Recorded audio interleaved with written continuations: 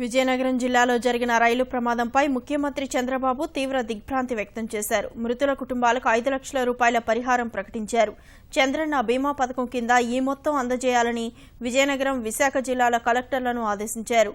క్షతగాత్రులకు మెరుగైన వైద్యం అందించాలని నిర్దేశించారు. రైలు ప్రయాణికులను వారి గమ్యస్థానాలకు తరలించాలని ఆర్టీసీ యంత్రాంగాన్ని ఆదేశించారు. విశాఖ భువనేశ్వర్ మార్గంలో రాకపోకలు త్వరగా పునరుద్ధరించాలని రైల్వే డీఆర్ఎంను కోరారు. ఒడిశా పోలీసుల సహకారంతో రాష్ట్రానికి చెందిన వారి మృతదేహాలను స్వస్థలాలకు చేరేలా డీజీపీ పోలీసులు చర్యలు తీసుకుంటున్నారని సీఎం చెప్పారు.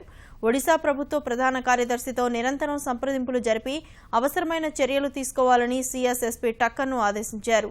రైల్వే మంత్రి సురేష్ ప్రభుతో ఫోన్ ద్వారా మాట్లాడి పరిస్థితిని వివరించారు. కేంద్ర మంత్రి ధర్మేంద్ర ప్రధాన్, ఒడిశా ముఖ్యమంత్రి నవీన్ పట్నాయక్తో చంద్రబాబు ఫోన్లో మాట్లాడి ప్రమాద ఘటనపై చర్చించారు. దావోసు జ్యూరిచ్ యాత్రలు ముగించుకుని తెల్లవారుజామున 4 గంటల సమయంలో గన్నవరం విమానాశ్రయానికి చేరుకున్న సీఎం అక్కడి నుంచి తన నివాసానికి వెళ్లే సమయంలో ప్రమాద ఘటన గురించి సంబంధిత అధికారులతో చర్చించారు.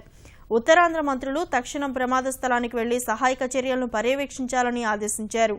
డీజీపీ సాంబశివరావు సీఎం నివాసానికి చేరుకొని రైలు ప్రమాదం, సహాయక చర్యలు, ఇతర అంశాలపై చంద్రబాబుతో చర్చించారు.